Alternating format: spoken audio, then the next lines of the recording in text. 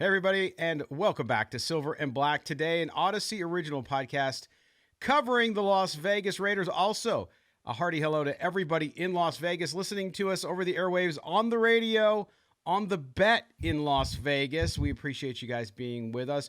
I say us, that's me, Scott Gulbransen, your host, along with my co-host, Mr. Moe Moton. Mo is the senior NFL writer at Bleacher Report, also Raiders columnist at sportsnaut.com, where you can also catch my work where I cover the Raiders and the NFL as well. Mo, welcome back. We're getting close to the end of the year here. The Raiders will close out 2024 with a road game in Indianapolis, and we'll get to that in a second. But I want to start off, the topic is the topic, and that is Antonio Pierce. We know we talked about it in our last show about Antonio Pierce, the win in Kansas City, what that meant for him, what that meant for the Raiders overall, and for his chances at the permanent head coach position. And he spoke to the media just a couple days ago, and they asked him about, hey, do you think you've done enough to earn the job? And, you don't have head coaching experience and blah, blah, blah. And I loved his response, Mo. He said, listen, my resume's on the grass. And the momentum here continues, I think. Listen, I know there's another 2 games to play. But as we talked about last time, Mo, unless there's a complete collapse and the Raiders get embarrassed twice in a row, which I don't think happens, it just seems like there's so much momentum that there is no other way that it will go. I talked to Hall of Fame writer Shireen Williams from NBC Sports the other day for Sportsnaut. She agreed, said, yes, this is another Rich Bisaccia situation, although this one you could argue is even more so. You're seeing results that with a young team, not a veteran team like Rich Bisaccia had. And her opinion was, yes, he deserves a shot here. I just don't find. Have you found anybody? I've heard from some fans who aren't convinced, but overall, it's hard to argue with the momentum you're seeing, and it just doesn't point in any other direction, does it? I've heard one dissenting report / opinion from Diana Rossini of The Athletic. She was on an FS1 program, and she said, while Antonio Pierce has the support of the players, and Mark Davis certainly appreciates what he's done for the Raiders, she also said that you have to remember this is Las Vegas, and Mark Davis may want a big name at the head coaching position. I'm not saying this is my opinion. I'm saying this is from Diana Rossini, who appeared on an FS1 program and was asked about Antonio Pierce, his shot at becoming the next Raiders full-time head coach, and that is what she said. Again, I'm not saying that Mark Davis is eyeing a big name. I'm not saying that the Raiders are going to go big and get rid of Antonio Pierce. All I'm telling you for those listening is that there is a slight possibility that if a big name lures Mark Davis's eye, that it's a possibility he could go in another direction. Now, do I think that's going to happen? I would say no, simply because, as I said on the last show, it's going to be hard to convince the players that, yeah, the guy that turned around the locker room helped lead you to a win over the Chiefs in Arrowhead, and has currently now a winning record as the interim head coach, is not the guy, and we went somewhere else. Mm-hmm. It's going to be hard convincing the players of that. And I'm not saying that there will be a riot in the locker room. There'll definitely be a riot among the fan base. Yes. But it would be hard to convince the players that Antonio Pierce is not the guy after what we just saw on Christmas Day. So I still think it's going to be Antonio Pierce, though Danny Rossini is reporting that it's not a lock yet. No, but I do agree, Mo, that listen, what Rossini's saying, and a very, very good reporter who has good sources and has a good view of the NFL. I think if you look at it, I understand the point of view, though, right? We've talked about this point of view in the past. Mm-hmm. Now, this is prior to the Chiefs game and the progress we've seen made recently. Mm-hmm. But I understand that. And I had somebody ask me on X the other day, hey, it was a direct message. It wasn't out in public. Say, listen, do you see any other way? Can Mark Davis make any other decision? And I said, yeah, it's his team. He can make whatever decision he wants. certainly the Mm-hmm. momentum, as we've said throughout the beginning of the show, is in Antonio Pierce's favor. Clearly, no matter what anybody says, and listen, I wrote a piece you can read up on Sports Not basically saying the same thing. The media is even calling for him to be hired. In essence, listen, we strive to be objective, but you look at the story and you say, boy, it's hard. You want somebody recognized for the hard work they've done and the progress they've made. That Mm-hmm. said, if Jim Harbaugh wanted the job or somebody we're not even thinking of, Mo, because you never know, right? You just never Yep. know what can happen. Somebody could approach Mark Davis, who's a current coach somewhere else or wants to get back in the game, whoever it is, and say, hey, listen, I'd love to apply for this job. And it's a name you never think of. And if you don't Yep. consider it, then that's not due diligence. So again, I'm with you on this. I think the momentum is there. I think why not give the guy a short-term contract and see what happens? At the same time, we don't know what we don't know. And so I So think that's where fans are going to be nervous about it because if there are names that pop up, and there will be names that pop up, you can't get too nervous or angry about it because you have to understand Mark Davis' position. It's like, well, you can't just shut your mind off, just like he couldn't shut his mind off to hiring Antonio Pierce, right? I just want to make something perfectly clear before the people go to the social media ways and slander my name. This again, this is not a report for me. I'm not saying that Antonio Pierce doesn't deserve the job. He absolutely does. But the one factor we've talked about on this show is that we don't know who all the candidates will be for this job. And as you said, there could be a sexy name out there that catches Mark Davis's eye and forces him to consider another candidate. So while I feel personally, Mo Moton feels Antonio Pierce gets the job. The reality is that Mark Davis, he is going to go through the interview process and make a decision. And there's a slight chance he may not pick Antonio Pierce based on who applies for it.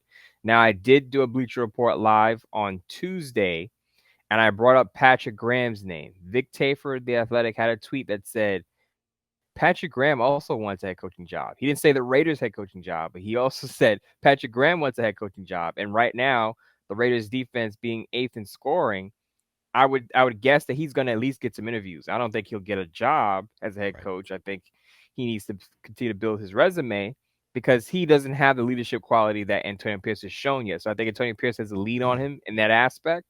But Vic Tabor said that Patrick Graham wants to be a head coach. So does Mark Davis also consider Patrick Graham in his head coaching candidate pool? We'll see. But I would think if Mark Davis is considering both Graham and Antonio Pierce as in-house candidates, I would think that Antonio Pierce has a leg up on him again because Antonio Pierce has shown he's a leader of men. He has shown that he has the leadership quality to be a head coach because being a head coach is not just calling plays, X's and O's, having a track record for being a good coordinator. You have to be a leader in that locker room. And Pierce clearly has that. We don't know if Patrick Graham has that or not. We know right now he's a good coordinator, but we don't know if Patrick Graham can rally a locker room and be a leader of men. So I would think that again, Mo Moton speaking, Antonio Pierce is in the driver's seat for that head coaching position. And that's the point, I think. And remember, a lot of people, I see a lot of fans, and this is purely for educational and informational purposes. A lot of fans give him the job now. You can't. He has to go through the interview process. The Rooney Rule, even though Antonio Pierce is African American, and the whole Rooney Rule is about minority hiring, you have to go through the process. Okay, Yep. excuse me. And that was to prevent an interim from a team getting around the Rooney Rule by having an interim coach and then just hiring them. So just understand there will be other interviews. Because they Mhm. interview others doesn't mean he's going to hire someone else. But again, during that process, to your point about Patrick Graham, there are other hot candidates out there who don't have head coaching experience, and there are other candidates. Again, we don't know about it. If Harbaugh in Baltimore decided he wanted to leave Baltimore and go to Vegas, I'm just, again, totally hypothetical. Would you not interview him with the success he's had with the Ravens? I mean, again, a wild card there. I'm just throwing that out just because we don't know. Chances of it Scott, happening very very slim. I have a realistic scenario. Remember before Antonio Pierce, before the Kansas City Chiefs win, Yeah. I've asked a lot of people on my Bleacher Report lives, who would you want as the Raiders head coach if not Antonio Pierce? A lot of people said Ben Johnson. You heard Ben Johnson's name over and over and over again. Yeah. What if Ben Johnson wants the job?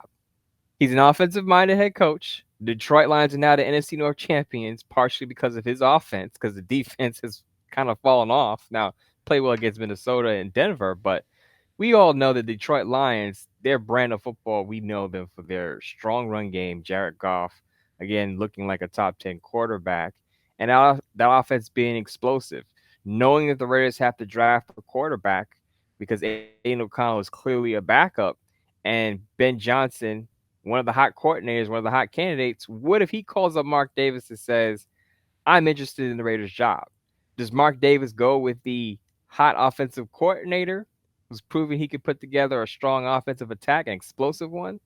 Or does he go with Antonio Pierce and continue that continuity and development? Now, I know a lot of people listening to this are going to say is the best case scenario is you hire Ben Johnson, you keep Antonio Pierce on staff, or vice versa.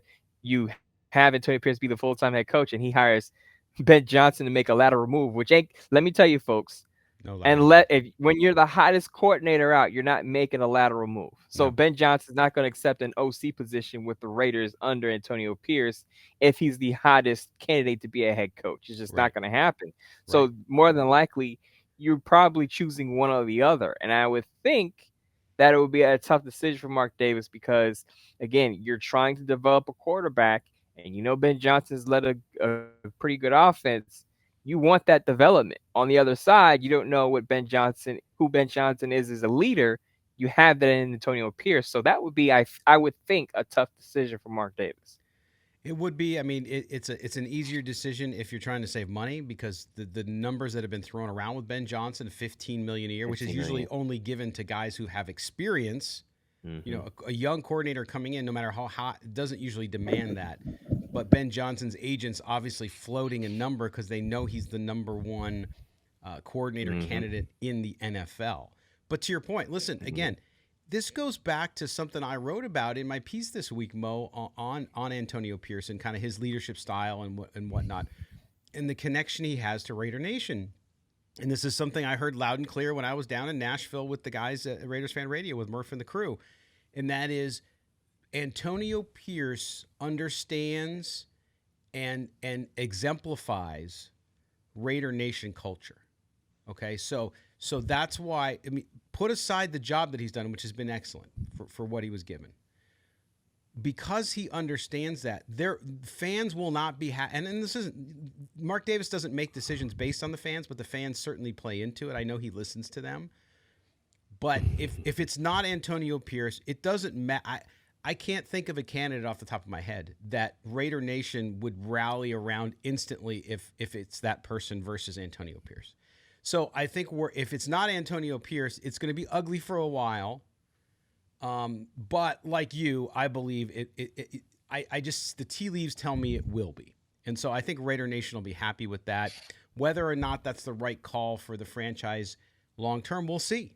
There's no other way to know. It doesn't matter who you hire until they have a full season. Same with Antonio Pierce. He's done an amazing job, but now you got to go into a draft. You got to go into roster building with your new GM if that's Champ Kelly. You got to do all those things that have not happened yet. We can't judge Antonio Pierce or Frank Smith or Ben John. We can't judge any of those guys on that yet because they've not done it. So it's going to be an adventure either way. That's the way I look at it. Definitely going to be an adventure. I like I said, it's a crucial decision because you're wrestling with disrupting the continuity that Antonio Pierce has built over the past weeks, months, Yep. or you're contemplating possibly, as I said, an offensive mind. And let me tell you, a lot of fans have told me that they prefer an offensive minded head coach because of their quarterback position. Now, I think if the Raiders had a veteran quarterback, an established quarterback, Different more story. people would say, "Oh, you don't really need an offensive mind. You keep everything as it is." Antonio Pierce has proven that he's a leader. That's all you would need. But when you're developing a quarterback, you want to give that quarterback the best chance possible to develop into a franchise player because we all know the quarterback is the most important position on the roster. So that's what makes this kind of muddy in my opinion. Though I will say again, I want to say this for the fourth time during the show. Moe Moton would hire Antonio Pierce, but it's not a slam dunk yet. Because I know a lot of people are going to hear this and go, Moe Moton wants Ben Johnson over Antonio Pierce. Moe Moton wants an offensive mind. That's not what I'm saying. No. What I'm saying is that Mark Davis is going to have to weigh these decisions, and he's going to have to at least contemplate other resumes that may lean toward quarterback building versus roster building. Right, because they do have to get a young quarterback, and that's the future of your franchise. Some of you will disagree, and I don't Correct. care. If you look at the NFL, you follow the NFL, you got to have a good quarterback. It's the bottom line, and we'll see what they do there. All right, we're going to take our first break. When we come back on this edition of Silver and Black today, we're going to switch sides of the ball. We're going to talk about the defense, the Raiders' stout defense. Yes. How many years have you been waiting for that, folks? We're going to talk about that, Decades. what this defense has done. Some of you weren't even born the last time this defense was pretty good. So we'll talk to you about that. This is Silver and Black today, an Odyssey original podcast, also heard on the Bet in Las Vegas. Don't go anywhere. Welcome back to Silver and Black today, an Odyssey original podcast, also heard on the radio here on the Bet in Las Vegas. Thank you to all for listening. Scott Gulbransen and Moe Moton back with you talking Raiders football. In this segment, Mo and I are going to talk about the defense. Yes. Look, Raiders offense has got a lot of work to do. They don't have the right quarterback yet. They need some improvement along the line. They need a lot of things on offense, and we'll save that for another show. Today, Mr. Moton, let's get into this defense. This is a big story in the NFL. It's a little underreported because the Raiders, they're not in a position where they're dominating or they've already got a playoff seed or they're at the top. Yes, they have a chance to make the playoffs. We know they're still alive, and we'll talk about that too. But this defense, 8th in scoring, they're 3rd in the NFL in interceptions for touchdowns. I found that one this morning. Hope you're happy with that one. That's pretty incredible. If you think about this team, and I mean, go back 2 years ago, where they were lowest in the league in interceptions, period, and now they're 3rd in the league in interceptions for touchdowns. So you look at this defense, and of course, you talked about in the last segment, Patrick Graham. If not this year, he might interview this year. But Patrick Graham, if he continues this trajectory with this Raiders defense, or you never know. Guys also will take lateral jobs if it positions them better for a different job later on. So if Patrick Graham remains, no matter what happens with the head coaching position in Las Vegas, he's building a nice unit here. We've seen young player development, which to me, by the way, is massive. Like a lot of fans, I think, don't see that. They look at players and they think that player's good, that player's good.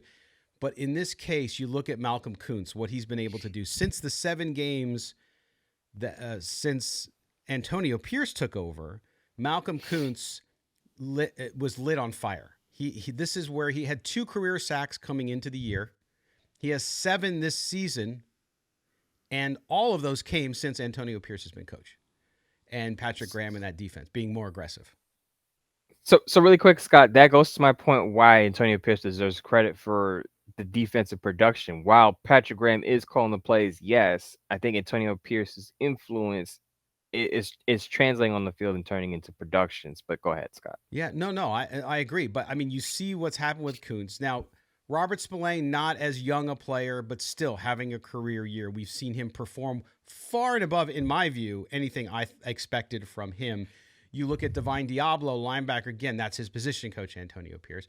What he's been able to do. You look at the young secondary. While they have their moments, every secondary does, they have come along very nicely. Trayvon Merrick has had a bounce-back season. Epps has been a nice player to place in there. You also have Nate Hobbs. You have Amik Robertson, who still plays very, very well. I don't know why some in Raider Nation have it out for him, but a good player. Then, of course, you jettison Marcus Peters, who had basically quit and was collecting a paycheck. You bring in Jack Jones. Great move by both Champ Kelly and Antonio Pierce because of their existing relationship. It just seems like, man, for everything that is unknown and inconsistent about the offense with the young quarterback, the defense has gone the complete other direction. This is one of the, to me, Mo, the second half of this season, especially since Pierce took over, this story about the Raiders defense is one of the best in the NFL. Forget just the Raiders story. In the NFL, the improvement there is so incredible, you can't deny it.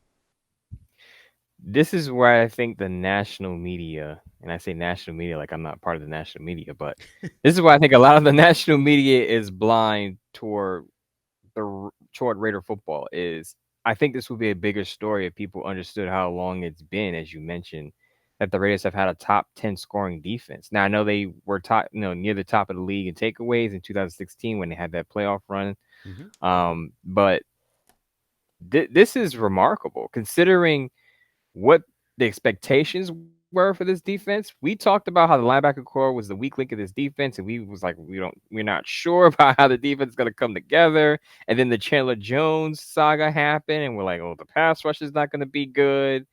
And then Jacorian Bennett didn't come on how I thought he would come on. Trayvon Merrick started a bit slow, so we were thinking, oh, the Raiders are going to have another defense outside the top 20 in yards and points allowed again. And here we are going into week 17, and they're eighth in scoring. The pass rush just flustered and beat down Patrick Mahomes in Arrowhead.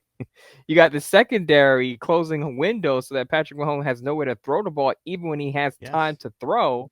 And the linebacker core has been a complete pleasant surprise. So you have to this should be a bigger story, but again, I think it would be if people understood how long it's been since the Raiders have had a competent, let alone a top 10 defense, and what the expectations were coming into the season. Because remember, let's go back, Scott.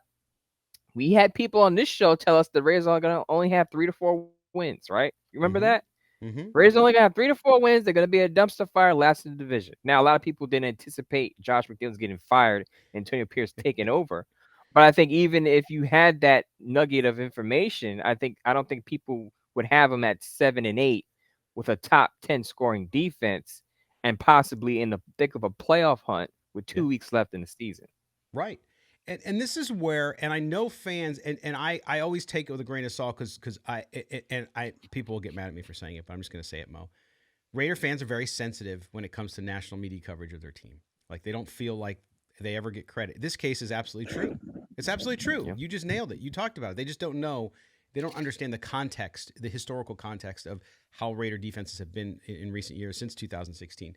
But you look at what they did against it. The Chiefs game is a perfect microcosm of this. There are still people, here we are going on now almost a week after this game, well, at least 3 or 4 days after this game, half a week, and the narrative is still what's wrong with the Chiefs. And while that is a valid question, did they forget that Patrick Mahomes is still fourth in the league in yards and he's tied for fourth in touchdown passes? Like, for all this talk about they have no receivers the Chiefs just gave the Raiders the game. You didn't watch the game then, and apparently everybody watched the game because it's the most watched Christmas game since 1989. 29 Yes, I million, saw by that. the way. The NBA woke up the next morning with a hangover saying, "What the hell happened? Who hit us?" Mm-hmm. Because the NFL Mm-hmm. just crushed the NBA on Christmas, which used to be the NBA's big day. So Mm-hmm. you look at what that defense did, and Patrick Mahomes, look, his receivers didn't get open. That's because they suck. No, his receivers didn't get open because the Raiders played really, really, really good defense. And the game plan Patrick Graham and Antonio Pierce came up with just squashed him like a bug. And so, again, I'm not saying this like a fan, and people know that from listening to the show. So it goes to show you, this is where I get in discussions with people about players sometimes, getting into those discussions about Justin Fields. Oh, he sucks. Do you watch him? You have to watch the game. So clearly, a lot of these people just asking what's wrong with the Chiefs based on the last game should be saying, holy crap, what happened to the Raiders defense? How did they get so good so fast? And when did that start happening? Oh, it started happening when Antonio Pierce took over. Damn, that's a good story. And it's funny because it's a story I'm writing for Sportsnet right now. But that's beside the point. It's one of those things where you have to look at it and say, this is a story that people should know about because the coaches, Patrick and the players, of course, because they're doing it on the field, deserve so much credit for this. And if I'm Raider Nation, I see Raider fans, because they are smart, finally recognizing and saying, okay, wow, how do we keep this defense momentum going no matter what happens with the head coaching position? So during the game, I made that point that, you know, people were asking. I think we made this point in the last show. Tony Romo and Jim Nantz were saying, "Man, what's wrong with the Chiefs defense?" And I said, "It's the Raiders defense that's wrong with the Chiefs offense right now. That's the Right. problem." And I had a good post or tweet on the X. It was XEMPPEE said That's the tired narrative that really makes me mad. Why is it so hard for the national media to give the Raiders their props when deserved? Instead, it's always, oh no, what's wrong with the Golden Boy? And I Right. totally agreed with that. And because it, even after the day after the game happened, people talked about the Eagles not looking good in their win. People talked about the Ravens being the best team in the league, and it was all about, oh no, what's are the Chiefs? Are they falling off the cliff now? What's wrong with Patrick Mahomes? And I'm like, you people don't watch enough Raider football to know that the Raiders defense is actually pretty good. That Yes. Patrick Mahomes is going to struggle against a top tier defense, which the Raiders have right now. And I don't think you're giving enough credit to what Patrick Graham, as you said, Antonio Pierce are doing. As I posted on the X on Tuesday, I said we used to, not we, but the national media used to refer to the Raiders defense as Max Crosby and a bunch of guys, right? Right. Now you have to start mentioning names beyond the 2023 season. You have to start mentioning Malcolm Kuntz by name. You have to start mentioning Jack Jones by name. You're gonna have to start mentioning, Meek Robertson by name. If the Raiders re-sign him, he's gonna be a free agent. You're gonna have to start mentioning Trayvon Merrick by name. It's not just Max Crosby and a bunch of guys anymore. There are some playmakers there. Robert Spillane. So I would say that the Raiders defense should be the story, but because Patrick Mahomes is who he is, a two-time Super Bowl winning quarterback and arguably the best quarterback in the league, everyone's going to go with the story of what's wrong with Patrick Mahomes versus wow, the Raiders defense is actually pretty good right now. Right. And not in any and you're absolutely correct. I can't add to that to improve what you said. I will say this though, that and this is not an excuse for national media, but the Raiders, not only as a defense, but as a team and as a franchise, with the exception of 2016 and of course, when you look at 2021 at the end there when they made the playoffs, have been, as you fans call them, a dumpster fire. And so I think in the media's mindset is the Raiders are the hapless losers. They're not the team from the 70s and 80s.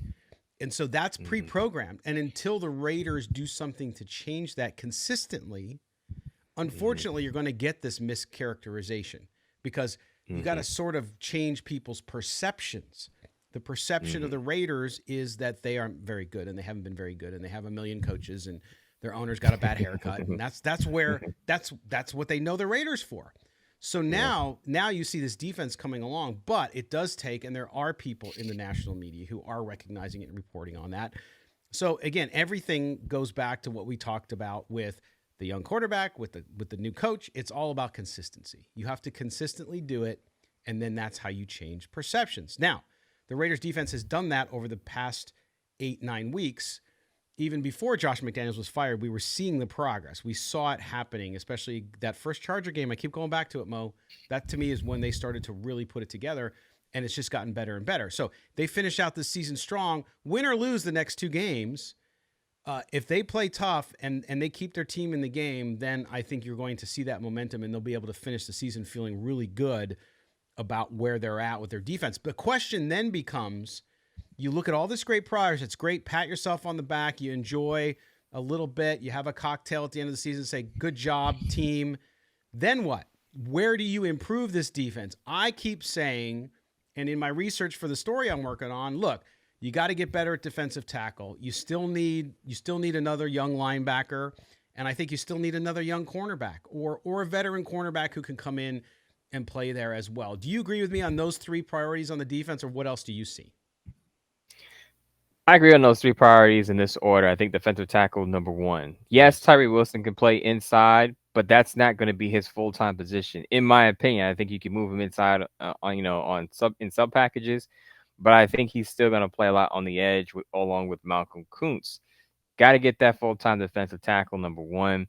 I know a lot of fans want to keep Adam Butler because he's played well this year as a veteran, but I don't see him as a long term building block. I'm talking building block guys you Yeah, he's a hope to be on rotational the guy. roster.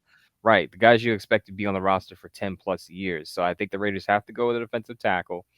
I would definitely add another young linebacker, though Robert Spillane is under contract for another year. And I would add another cornerback. I talked about Amik Robertson yesterday. There were differing opinions on Amik Robertson. I said that the Raiders should re-sign Amik Robertson.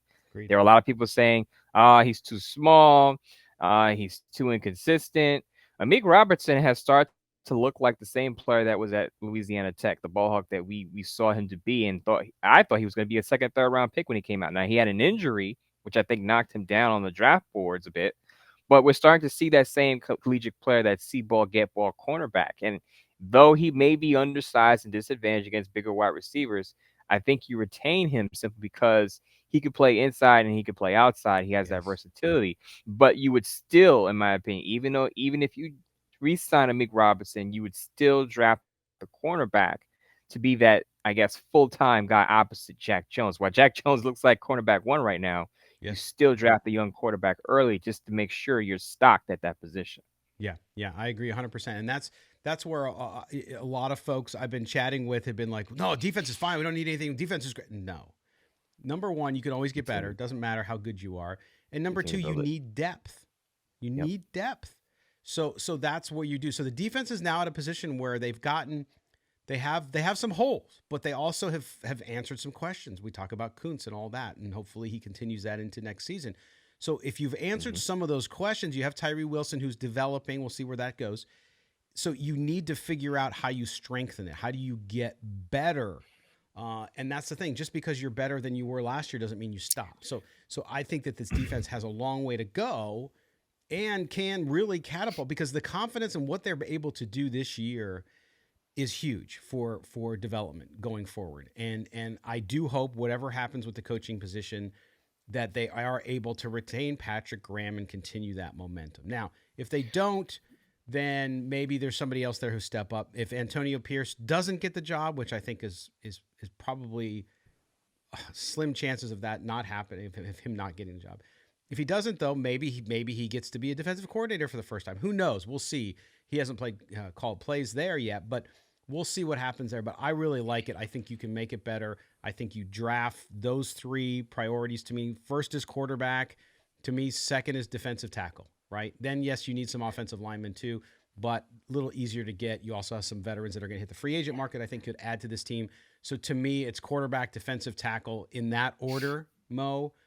And if you tackle it that way, I think that this defense has an opportunity to really take a special step next season. So I want to make it clear that we talked about the defense, but obviously the main priority is to get the quarterback. That's number one. Quarterback is like the number one priority, and then there's a big gap. And then I would say you address the trenches. Yeah. I would say defensive tackle and right tackle are equally as important right now, because we saw, Colton Miller get dinged up this year, and Jermaine Luminar is probably not going to be the starter next year. I would prioritize getting a right tackle. Yeah.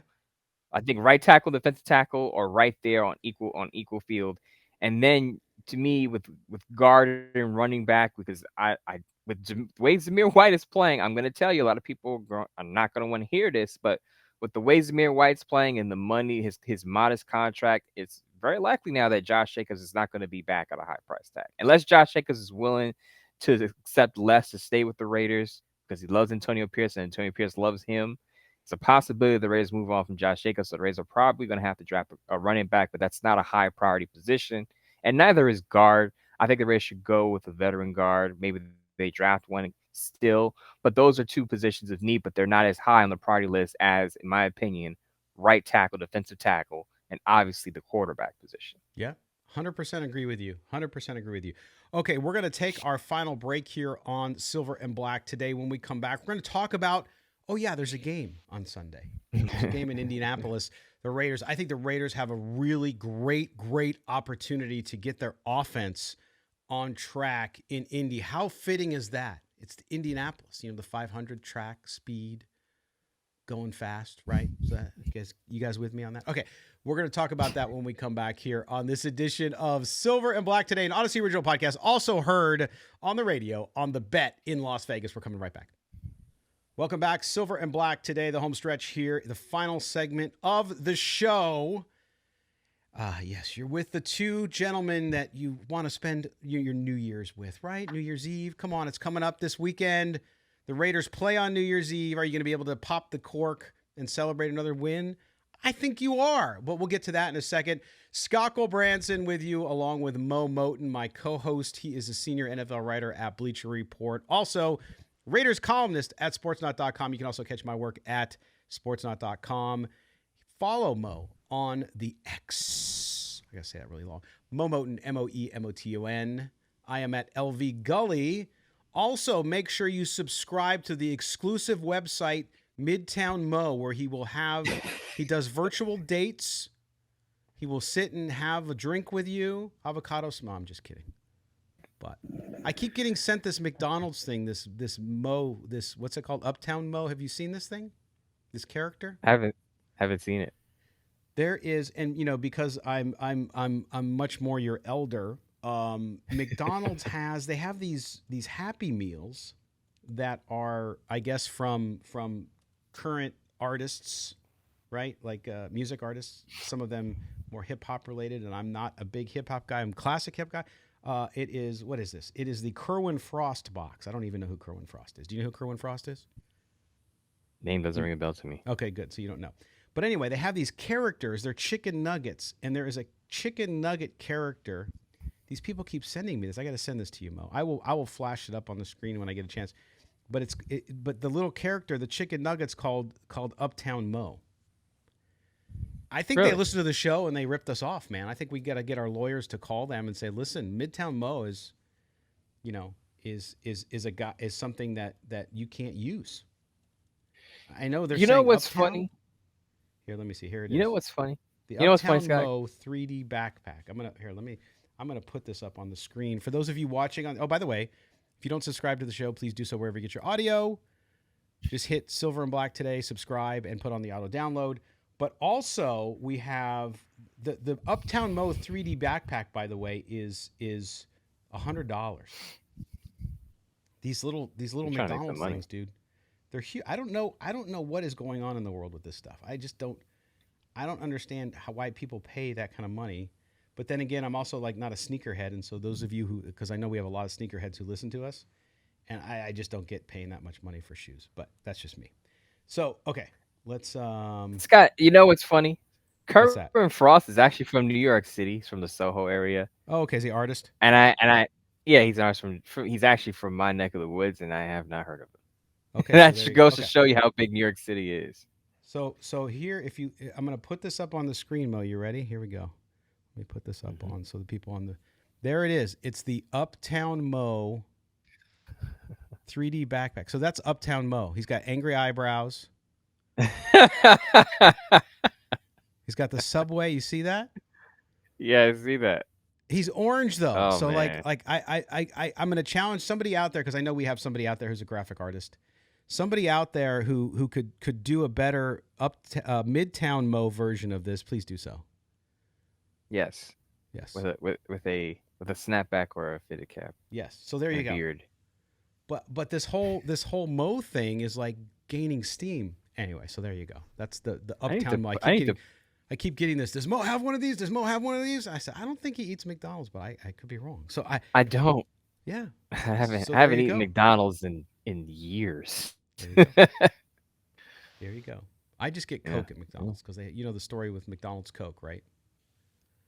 McDonald's Coke is the original recipe, and it's pumped in the fountains with metal pipes.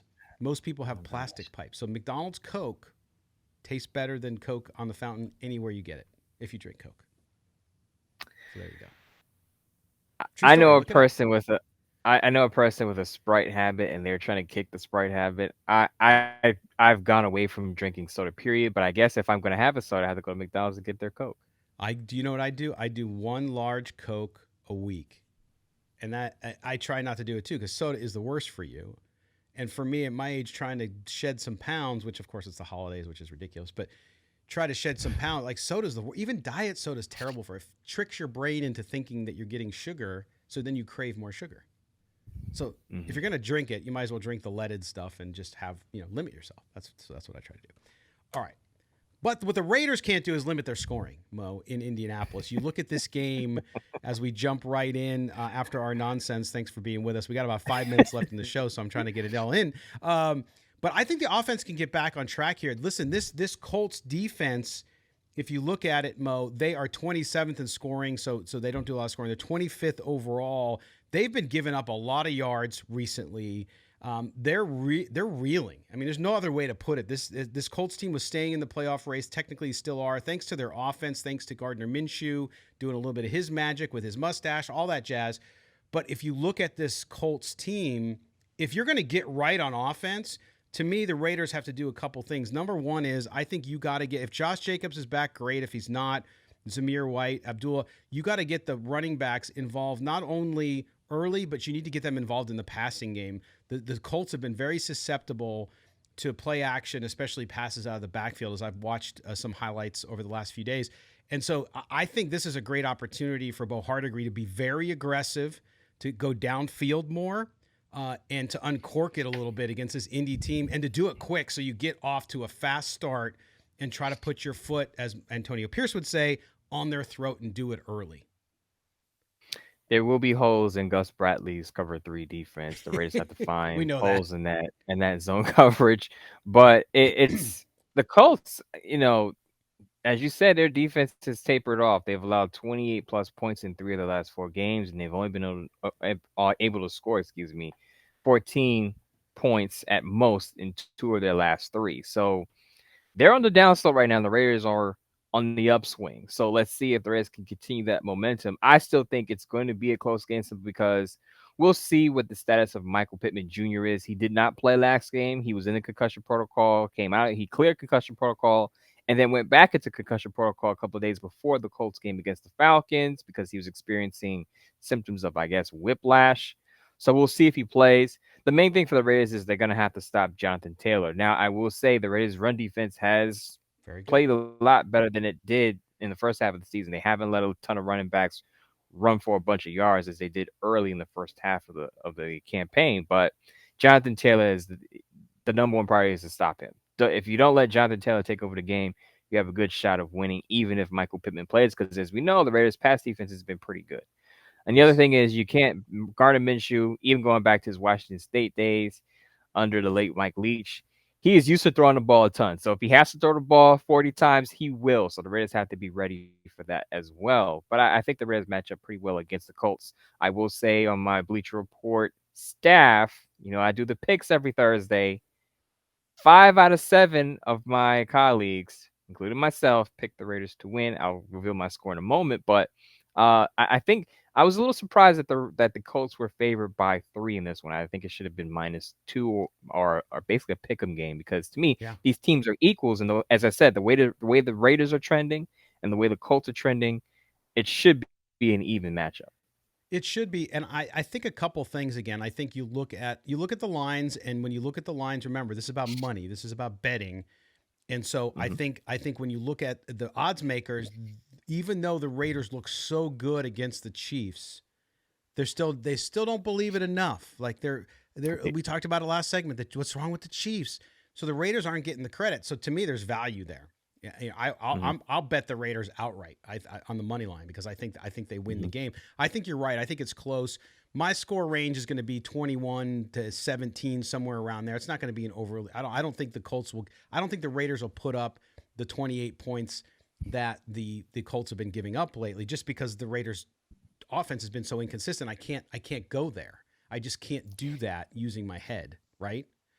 But they can score 3 touchdowns. I think they can win the game with the defense playing well. But you're right. It's going to be a track meet for the defensive backfield. The linebackers are going to have to be swarming just like they did in Kansas City to keep Minshew contained and to watch that pass. And if Pittman plays, it's a different game because he just makes them so much better there. The other thing, Mo, and I want to get your comments on this too as we wrap up, is the fact that coming off a game like you had in Kansas City, there's always a concern about a letdown.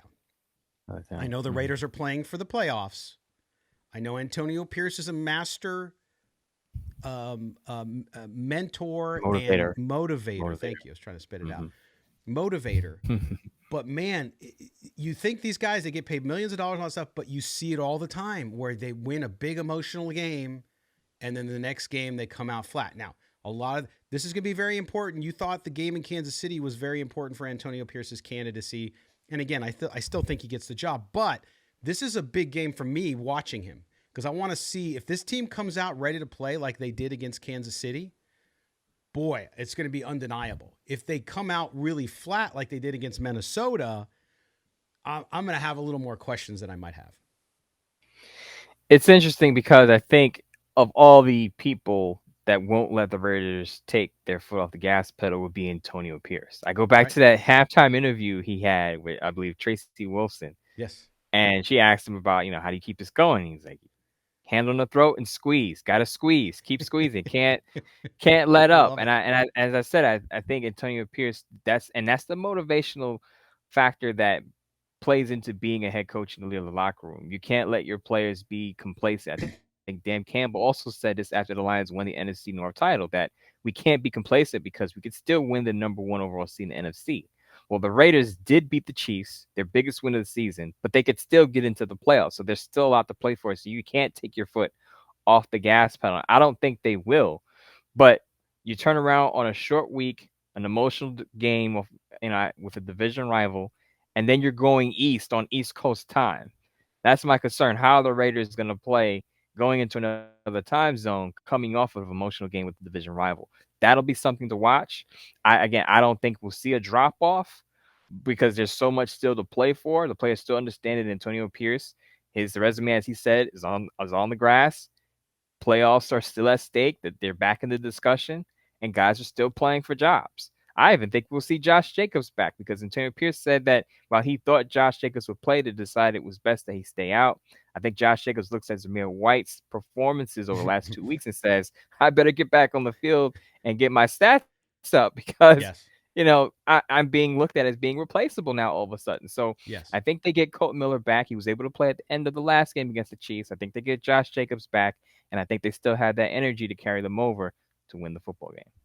Right. And I do think, listen, I want to see Michael Mayer back too. We don't know yet Yeah. for sure if he's coming back. I think it looks good, but they need him back too. You saw they had a practice. I mean, they won with a practice squad tight end. So it Following adds him. another dimension, especially against that Colts defense that's susceptible to the kind of medium pass. So to me, if you can get Michael Mayer in there, it'll be a nice one. So we'll see. So I'm picking the Raiders. I'm saying 21-17. What do you got, Mo? I wrote on the Bleacher Report piece 23-21. I think Okay. it's close late, and Daniel Carlson brings it home with a field goal to seal it for the Raiders, and they get back to 8-8. There you go. Listen to that. And they would get to my ceiling for them this season. I said the ceiling was 8. I said 7, but I said ceiling 8. So they would get to that, which Mm-hmm. is a good sign, and you got to appreciate that very much. Mo, I know you have a new piece up on Sportsnaut today, so people go read that, and then of Mm-hmm. course you're going to have your Bleacher Report live after the game, correct? After the game, after the Colts Raiders game, regardless of what happens, if the Raiders win, we'll talk a lot of playoffs. If the Raiders lose, as I said in the last show, we'll talk about who stays and who goes next year and what happens to Antonio Pierce's resume. Is there any effect on it because of the loss? We'll talk about it all there. I also want to give a quick shout out to Phil Robertson of Unfiltered Truth. He called the Raiders defense the Desert Swarm. I like that Very nickname good. for the defense. He's very, very good at coming up with nicknames for things. I think the Desert Swarm, being that they're in Las Vegas and they Yes. now have a swarming pass rush, I think that certainly fits. Very good. All credit to him. I hope he's Mm-hmm. trademarking it. Yep. So there you go. So we'll have that. Also, we'll have our Silver and Black today live after the game as well. Myself and Murph Murph. getting ready for a big New Year's Eve party, right? So we'll be, I don't think I'll tuxedo it, but maybe I'll dress up a little bit for everybody, or I'll do something goofy. I'll wear something Oh, goofy. It'll be look fun. at that. Yeah, we'll have some fun. Look at that. What the heck? It'll be New Year's Eve. I won't drink as much as I did on Raiders Fan Radio, but for those of you guys, I just love Mo's tweet. He's like, my partner is fried. And I was, man. Yes. Those guys, Yes, I can those tell. guys were feeding such great hosts. I know I've said that before, but such great stuff. And dude, I am not like I make fun of people who drink those White Claw things, but That's why those you have seltzer one. things, because like it's like, yeah, Yeah. come on. I'm a male. I don't drink white. But Michelle kept giving me this stuff, and then it made me do this banana shot. I was like, oh my goodness, they are such great folks, and the charity work they do for the One Nation Foundation, by the way, such good. I can't wait to get back down there, and we're trying to plan an evil plot to make sure we get Mo there next time. So we'll see if we can An evil plot. evil plot to get you out of New York City and get you to Tennessee of all places. I mean, Of all maybe we should places. get you Tennessee. down there. Yeah, absolutely. National Your Mo. roots are in the South anyway. Your family's from the South, not quite Tennessee. That's more mid-South, but you feel at home there. South Carolina. That's Carolinas. Right. That's right. I'm All used right, to the man. South. I used to frequently, before I became a monk writer, a monk national writer, I used to take frequent visits to the South. I actually like the South, not more than the weather up here in the Northeast. I'm not a hot weather guy. Yeah. The South can get very swampy and humidity can be at an all-time high. Yes. But I actually enjoy the slow pace of the South. I do too. And I know it gets a bad rap because of the history, clearly, going back to the Civil War. But man, I always find people are so nice. I don't care what background they come from. I just feel hospitality every time I'm down there. And so I agree with you. It's always fun to do. And I got to get down there. I want to get down there with the kids down to South Carolina. I love South Carolina. Great places down there to enjoy. Whether it's like Hilton Head, whether you get down to Charleston. Charleston's just an amazing place as well. Florence. So, yeah, absolutely. Good stuff, man. All right, there you go. Well, there's your geography lesson for the day. All right, so you can catch that work. Make sure you read Mo's piece up. I just had a piece run too on the Raiders defense. So check that out up on sportsnot.com as well. So Mo and I are there to guide you through your Raider fandom with great journalism as our monk writers. And it's funny, Mo, now that I'm back in the game full time and I'm writing full time and doing videos, all that stuff. Same thing, dude. I was telling my wife the other day, I went out, I think I had to run out to the store and grab something. I said, I just realized it's the first time I've left the house in 4 days.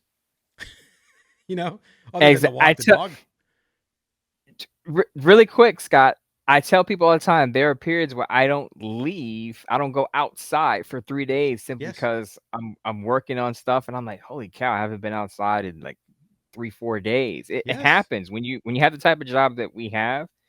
That's part of the norm.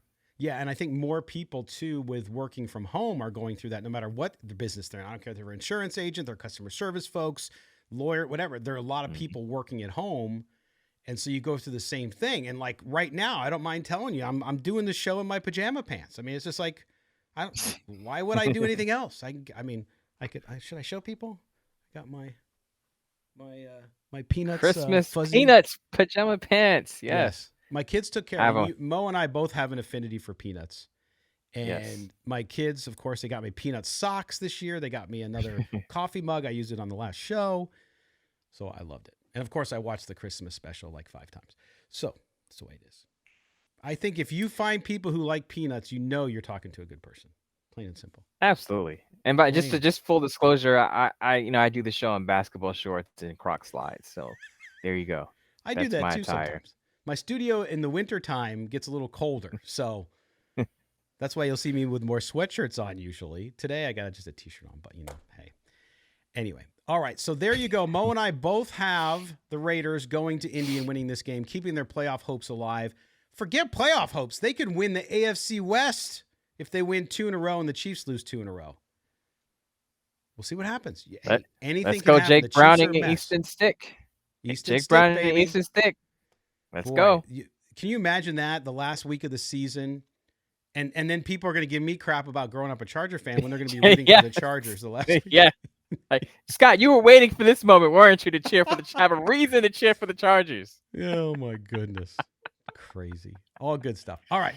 So there you go. We will be back next week, of course, with another full round of shows as we head into the final week of the NFL season. Perhaps we'll see what happens for the Raiders this week and for the rest of the AFC. Just a crazy bloodbath, but we're having fun here. Mo, enjoy your weekend as we get towards the end of the NFL season when our schedules kind of change as we get through the playoffs, but we'll be here to talk all about it. Take care, my man. Take care and pop some bubbly for me with Murph if you can on New Year's Eve if the Raiders beat the Colts. I will. But forget that. I'm going to FaceTime you too, man. Wish you a happy New Year. I don't care what you're doing. We're gonna get you. I'm writing. I don't care. I'm busting in. I'm busting in virtually. I'm coming in the front door. New York City. I'll watch the ball drop from your apartment. I know it's too far. But anyway. You are Midtown Mo. I mean, you got to have the ball, right? All right. Yeah. For our producer, Mike Rabier, and for Moe Moton, I'm Scott Gulbransen. This has been Silver and Black today. Do us a favor. Make sure you subscribe to the podcast wherever you get your audio. And we'll be back next week here on The Bet on the radio as well in Las Vegas. Everyone, have a very safe and sane Happy New Year. Make sure that if you do enjoy yourselves and you have adult beverages, do not get behind the wheel. Please do not get behind the wheel. You can call a friend. You can call an Uber. You can call a taxi. You can do whatever you can. Just don't get behind the wheel. We want to see you in 2024. Until then, Raider Nation, take care, and we'll talk to you soon.